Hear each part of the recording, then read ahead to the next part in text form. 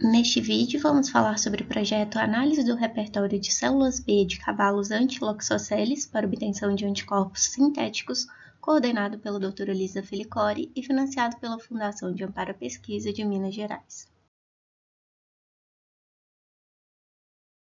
Em 2022, mais de 200 mil casos de acidentes com animais venenosos foram detectados no Brasil, dos quais mais que 7% foram causados por aranhas. As aranhas marrom, ou gênero Loxoceles, causam a maior parte das picadas e têm maior prevalência nas regiões sul e sudeste.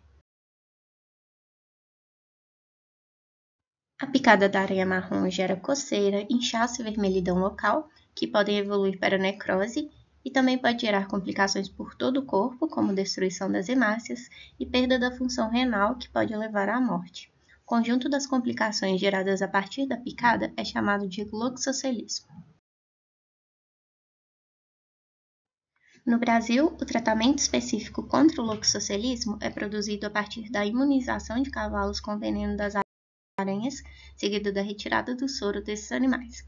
O soro vai conter anticorpos que se ligam ao veneno e assim eliminam seus efeitos tóxicos. O soro antiveneno é usado há muito tempo, mas pouco se sabe sobre a produção de anticorpos nos cavalos, principalmente em nível molecular. Mas afinal, o que são os anticorpos? Os anticorpos são proteínas produzidas pelo sistema imune em resposta à presença de substâncias estranhas chamadas antígenos. São moléculas em forma de Y, compostas por duas cadeias pesadas e duas cadeias leves idênticas. Nas pontas do Y estão as regiões que podem reconhecer e se ligar a antígenos específicos. Nesse momento, existem no seu corpo milhões de anticorpos, e o conjunto dessas moléculas é chamado de repertório. Os anticorpos são capazes de reconhecer e combater diversos antígenos, e assim, estudar as características desse repertório ajuda a entender como os anticorpos são gerados, em que eles se ligam e com que eles se parecem. Assim, nesse projeto, tivemos como objetivo avaliar o repertório de anticorpos de cavalos utilizados na produção do soro antiloxocélico por métodos de sequenciamento em larga escala, para identificar anticorpos que podem ser usados no diagnóstico e no tratamento de acidentes com aranha marrom. Na primeira etapa do projeto, analisamos o repertório de cadeia pesada dos anticorpos antes da imunização com veneno de aranha marrom. A partir do sangue dos animais, isolamos as células produtoras de anticorpos e sequenciamos os fragmentos de material genético que codificam essas moléculas a partir do sequenciamento de nova geração. O resultado foi analisado por programas de bioinformática que permitiram gerar uma grande lista de anticorpos. Nessa abordagem, conseguimos encontrar um grande número de sequências, quase 500 vezes mais do que os trabalhos anteriores, o que nos permitiu extrair informações mais certeiras sobre as características do repertório de anticorpos dos cavalos. Na segunda etapa do projeto, foi analisado o sangue dos cavalos após a imunização com veneno de aranha marrom.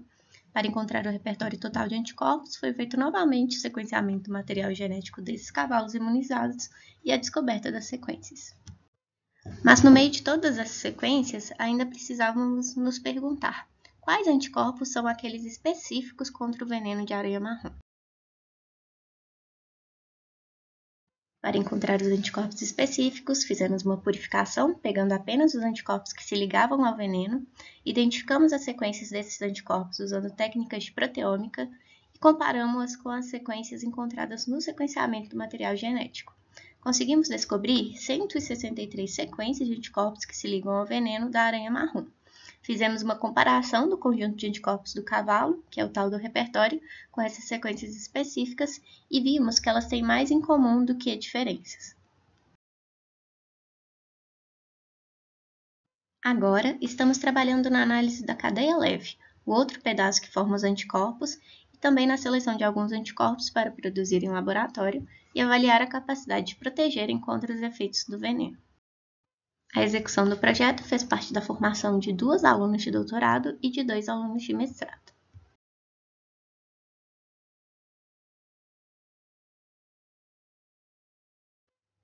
Agradecemos a todos os membros da equipe, aos centros de pesquisa de apoio, à FAPEMIG e às outras agências de fomento.